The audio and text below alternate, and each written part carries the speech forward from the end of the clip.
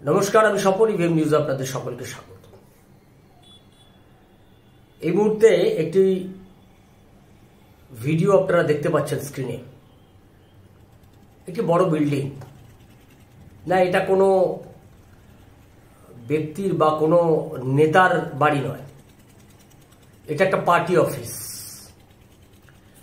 বসিরহাট উত্তর বিধানসভায় ভেদিয়া বাস স্ট্যান্ডের বাস সেট, এই যে ভেবিয়া বাস স্ট্যান্ড আছে সেই বাস স্ট্যান্ডের বাস সেট দখল করা হয়েছে।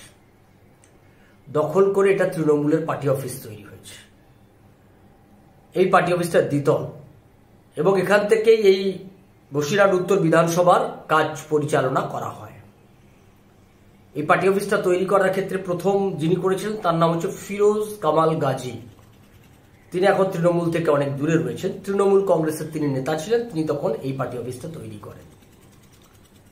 পরবর্তীকালে ফিরোজ কামাল গাজী পার্টি ছেড়ে দেওয়ার পর ওখানকার বিধায়ক রফিকুল ইসলাম তিনি এটাতে দায়িত্ব নেন, আর ওখানকার পঞ্চায়েত প্রধান আলিউল মন্ডল, এই দুজনে মিলে মূলত দায়িত্ব নিয়ে পার্টি অফিসটাকে নতুন করে সাজিয়ে আপনারা যেটা দেখতে পাচ্ছেন এখন পার্টি অফিসটা, অর্থাৎ সরকারি জমি দখল করে সরকারি জায়গায় bus stand, Bhebia bus stand, Basirhat উত্তর বিধানসভায় ভেবিয়া বাস স্ট্যান্ডের ওপরে বাস স্ট্যান্ডের জমি দখল করে পার্টি অফিস, সেই পার্টি অফিসে অনৈতিকভাবে আবার দ্বিতল মানে দোতলা পার্টি অফিস তৈরি করা হয়েছে।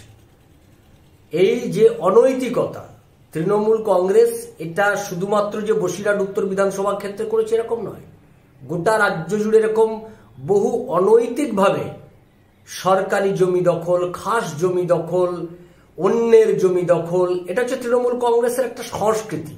এটাই তৃণমূল কংগ্রেস এই সংস্কৃতি পশ্চিমবাংলার মানুষকে উপহার দিয়েছেন। শাহজাহানরা যেমন করছিলেন সন্দেশখালী জুড়ে, অন্যের জমি দখল করে নেওয়া, অন্যের জমিতে নোনা জল ঢুকিয়ে দেওয়া, সেখানে ভেড়ি তৈরি করার জন্য চাষের জমিটাকে নষ্ট করে দেওয়া, এই গোটা এটাই উত্তর পূর্ব মেদিনীপুর জেলা জুড়েও এরকম অভিযোগ আছে তৃণমূল কংগ্রেসের বিরুদ্ধে।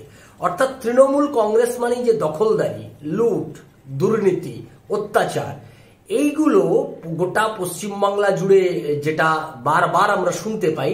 আমরা এখন বসিরহাট উত্তর এই বিধানসভা ক্ষেত্র এইরকম একটা পার্টি অফিস দেখতে পেলাম, যে বাড়ি করা নিয়ে, অনৈতিকভাবে বাড়ি করা নিয়ে আজকে গার্ডেন রিচ উত্তাল।